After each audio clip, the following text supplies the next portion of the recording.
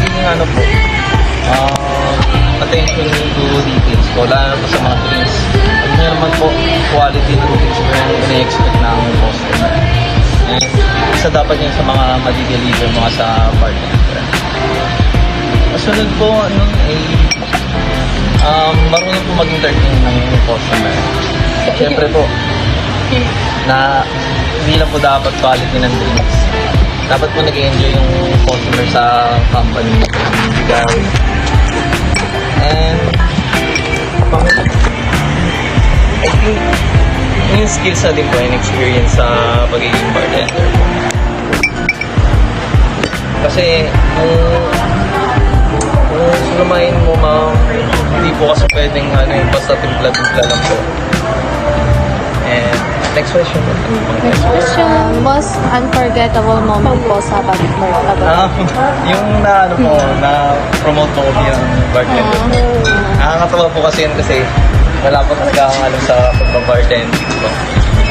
And yung mga tingkahan ako po nun, more on search ng YouTube lang po. And tawag dito, self-taught lang po. Kaya yung iba ko mga drinks mali-mali, nagtataka yung mga customer kung bakit.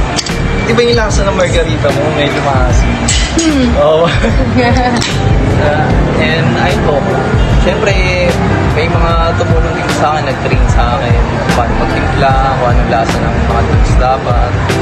Ayun po. Sa time ko sa iyo po, natuto na ba ako? Next promote, ito pa po kaya? Tops of aspiring future bartender po. Po? Aspiring po, ano po yung... Tops of aspiring future bartender. Paano mo ma-inspire yung mga future contestants na gusto mag-bartender? Opo. Ano sa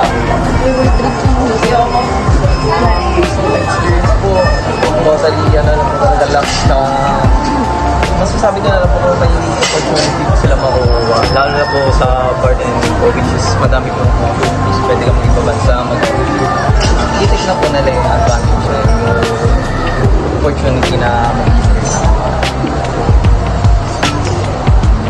Ano naman po yung favorite niyo po na di ba nag-flare po kayo? Medyo marunong lang.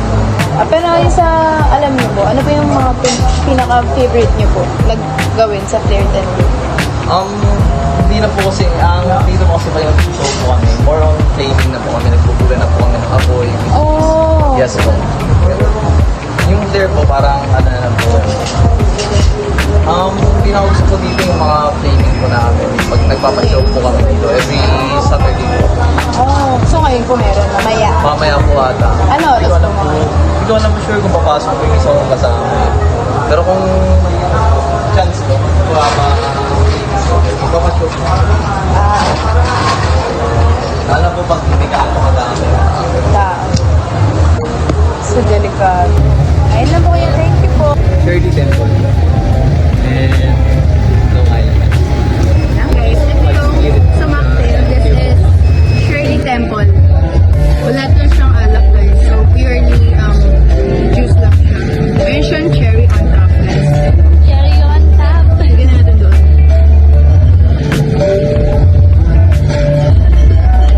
Sarap. Sarap.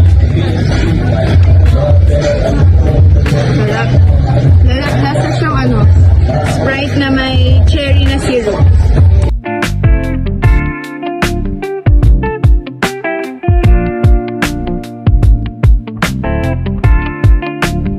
Ang tawag ito Long Island Iced Tea. Ito po yung cocktail. Tikman na guys. Rate mo. 10 out of 10. Rate mo po. Sobra yung yung aftertaste. Ano to?